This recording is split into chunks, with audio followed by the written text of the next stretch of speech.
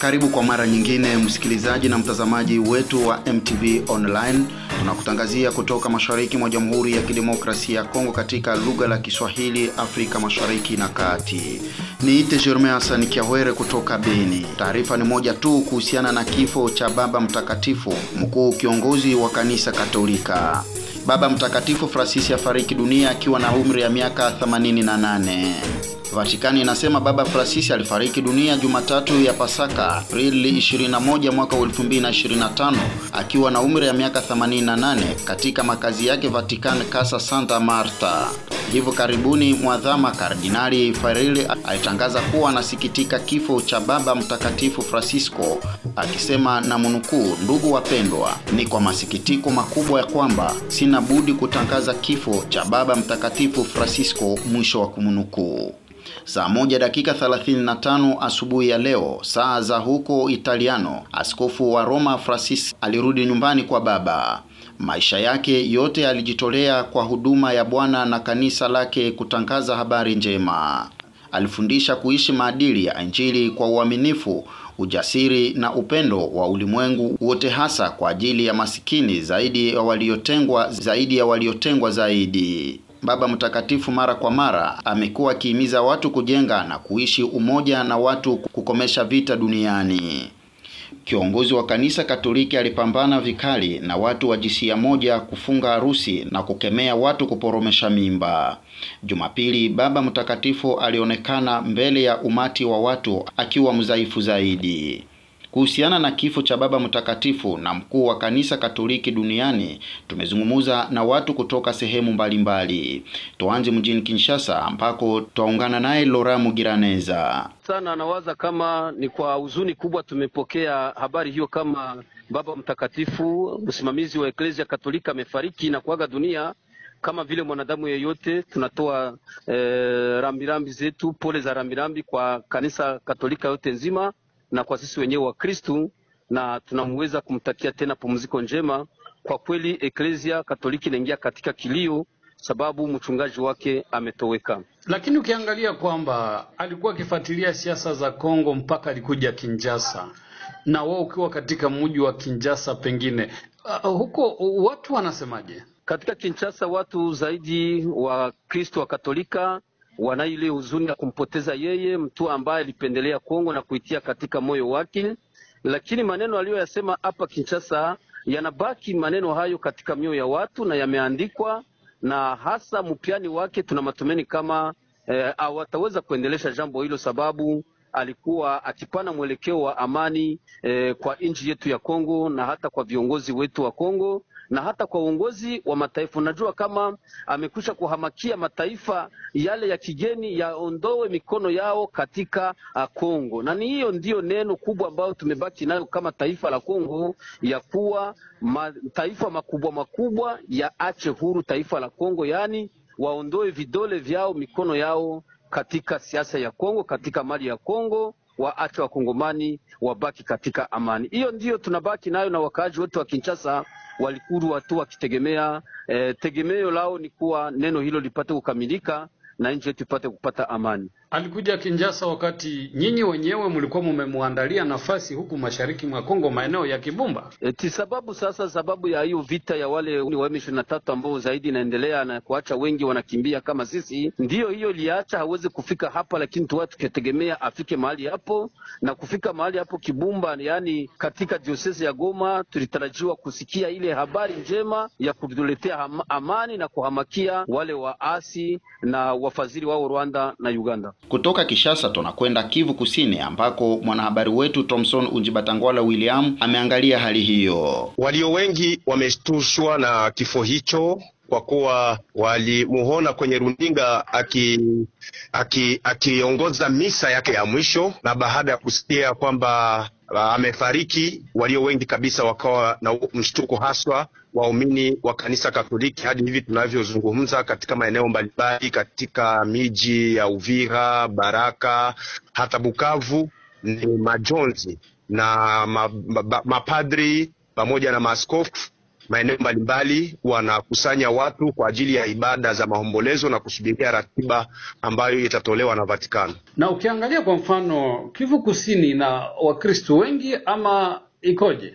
Kivu Kusini na Wakristo wengi wa Kikatoliki. Ukichukua mfano mji wa Uvira, katika kila mtaa kuna kanisa la Katoliki, kuna parokia, kuna masinagogi. Kila mtaa, hakuna mtaa ambao unaweza ukapita mjini Uvira ukakosa kanisa 2-3 za Roman Katoliki. Hata mwezi huu wakati wakikaribia kwenda kwenye Pasaka, sherehe zao za sikukuu, njia ya msalaba, sikukuu kadha wa kadha, walikuwa wengi kabisa mabarabarani katika maadhimisho na mahabudio yao. Kwa hiyo kwa ujumla Kivu Kusini ina idadi kubwa ya waumini wa Kikatoliki, huku kukiwa na wale wasiokuwa Wakristo na Wakristo. Kwa kweli tunaipokea na huzuni sana, meme si shie hatuko ba Katoliki, lakini tunaipokea na huzuni sana juu hatuwezi kuifurahia, na njoo tunatoa pole kushirika yote ya Katolika na tunakuwa tukiomboleza nao. Ukiangalia kwa mfano kule kwenye vijiji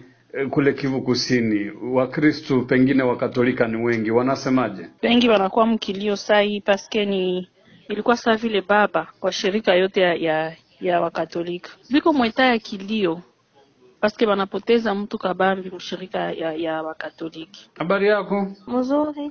Ndiyo, wewe kama Mkristo wa kanisa Katolika Kivu Kusini, umepokeaje hii habari ya kufariki kwa Baba Mtakatifu?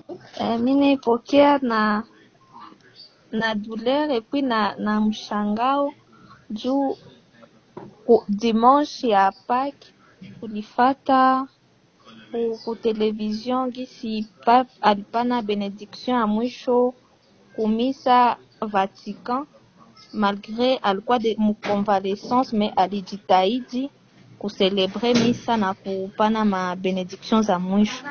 Sai tunaona manouvelle tunashtuka, mais sinon tuliwaka gisi alikuwa mgonjwa, mais basi ni huzuni sana na huruma sana.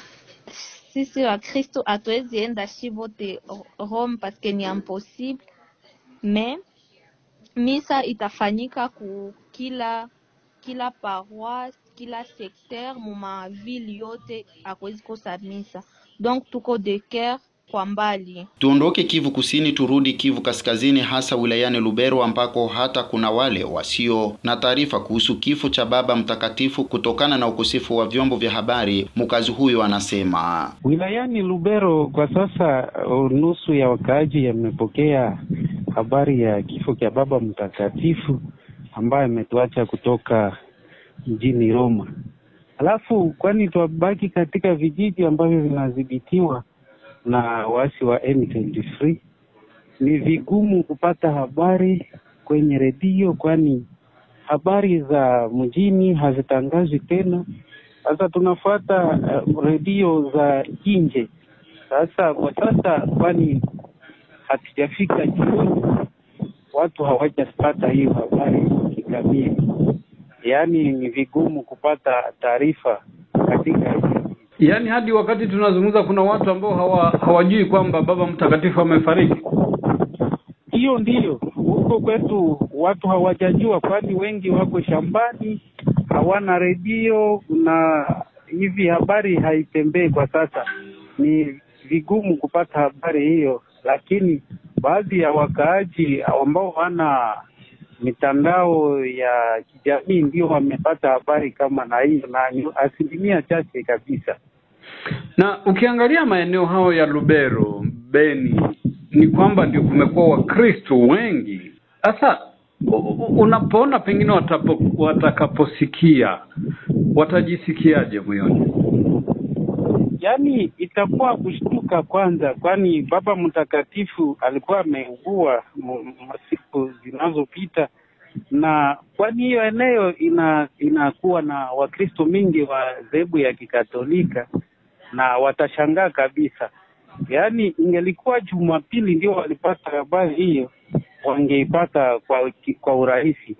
Alafu kwani Jumatatu hivyo watu wengi wameenda shambani, wengine wako katika kazi ya biashara, ni vigumu kabisa. Yaani watapata hiyo habari kwa kwa nyuma kidogo. Tumalizie mkoani Ituri ambako twaungana naye Costa Sambagalo, mwandishi wetu wa habari katika mkoa wa Ituri. Ndio, Baba Mtakatifu Francisco amefariki leo asubuhi. Hiyo habari ilifika hapa Ituri na wakati watu wanamaliza kusherehekea sikukuu ya Pasaka, alafu wakati walifikia asubuhi, majira za asubuhi, kama Baba Mtakatifu amefariki, inaleta uchungu ndani ya watu. Ila watu wengi Wakristo wengi wameomba, wameitwa kuombea sana moyo wake na kuombea kazi ambayo alikuwa akifanya, ili kupatikane vile mtu ambaye ataweza kufanya hiyo kazi ambayo ilikuwa ikiendeshwa na Baba Mtakatifu Francisco. Ukiangalia kwa mfano kwenye parokia ama kwenye kanisa mbalimbali za Katolika hapo, Wakristo wanakuwaje? Kwa sasa tunatunga tangazo ya viongozi wa Katolika hapa Ituri, na ni yeye ataweza kutuonesha kama kuna mipango fulani ambayo imekamatwa na watu na Wakristo ama vile viongozi ya kanisa. Kirumba. Milio ya risasi imetulia na hali imerudi tulivu pa Kamandi Jite, kilomita 17 mashariki mwa mji mdogo wa Kirumba, pembeni ya ziwa Edward, kusini mwa wilaya ya Lubero, Kivu Kaskazini. Hii ni baada ya mapigano makali yaliyoshuhudiwa kati ya kundi la wapiganaji wa Zalendo na kundi cha Banabalumaka dhidi ya ngome ya waasi wa M23 FC pa Kamandi Jite asubuhi mapema ya leo saa 10:30 alfajiri April 21 mwaka 2025. Duru za kiraia kutoka eneo hilo za ripoti kwamba wazalendo hao walitokelea ndani ya bonde la mbuga la wanyama Virunga pembeni ya ziwa Edward na kutwangana na FC M23 katika kijiji cha Kamandi Jite. Taarifa za sasa zasema huenda watu 3 wamefariki dunia kwa kuuawa na vipande vya bomu iliangukia makazi ya watu. Waasi wa FC 23 watangaza kuwapa pigo wapiganaji wa Zalendo, na kwa sasa hali ikiwa imerudi tulivu, wakiwa wametoroka na kurudi katika pori la mbuga la wanyamapori Virunga. Mapigano ambayo yajiri baada ya baadhi ya wazalendo kupuuza mwito wa Willy Mishiki kutoka wazalendo anayekuwa na makao yake mjini Kinshasa. Taarifa yetu tunamalizia Tanzania ambako makamu rais wa Jamhuri ya Muungano wa Tanzania Mheshimiwa Dr. Philip Mpango ametoa rai kwa wazazi kuhusiana na kina mama kuwaongoza watoto wao hasa vijana kuacha tabia kushabikia vurugu wakati ya kampeni ya uchaguzi mkuu utakaofanyika mwaka huu. Makamu wa rais ametoa rai hiyo baada ya kushiriki ibada ya siku kuu ya Pasaka katika kanisa Katoliki parokia Mwenye Heri Maria Tereze Ledochokwa, kiwanja cha ndege Dodoma. Amewasihi wa Tanzania kushiriki uchaguzi mkuu kwa amani na utulivu kwa kuwa vurugu sio sehemu ya jadi ya Watanzania. Aidha, makamu rais ametoa wito kwa wote watakaopata dhamana ya kusimamia uchaguzi kuhakikisha wanazingatia sheria na miongozo watakayopewa pamoja na kutenda haki kwa wote watakaojitokeza kugombea nafasi mbalimbali katika uchaguzi huo. Trifon Odas na taarifa zaidi kutoka Kigoma, Tanzania. Na mimi nataka niongeze sauti yangu waomba waamini wote na Watanzania wote. Mwaka huu ni wa uchaguzi mkuu wa kumchagua rais na wabunge na madiwani. Kwa tunawaomba sana tukashiriki uchaguzi kwa amani. Vurugu sio sehemu ya jadi ya Mtanzania. Na ninataka kuwaomba sana kina mama mliokuwa majasiri tangu enzi hizo, mkawa majasiri wa kwenda wa kwanza kaburini, wanaume tumelala nyumbani, mkawaongoze watoto wetu na hasa vijana wasishabikie vurugu wakati wa kampeni na wakati wa uchaguzi. Tumsifu Yesu Kristo.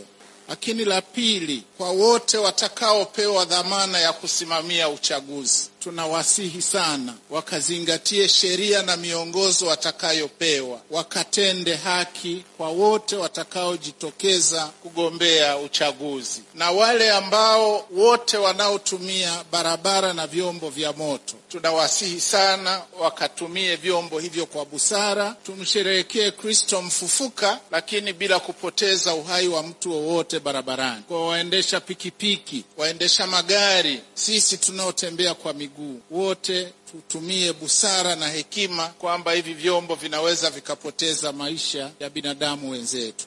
Aidha, makamu rais amewasihi watumiaji wa vyombo vya moto kuwa na ubusara na umakini katika matumizi ya vyombo hivyo ili kuepusha kupoteza maisha ya watu barabarani.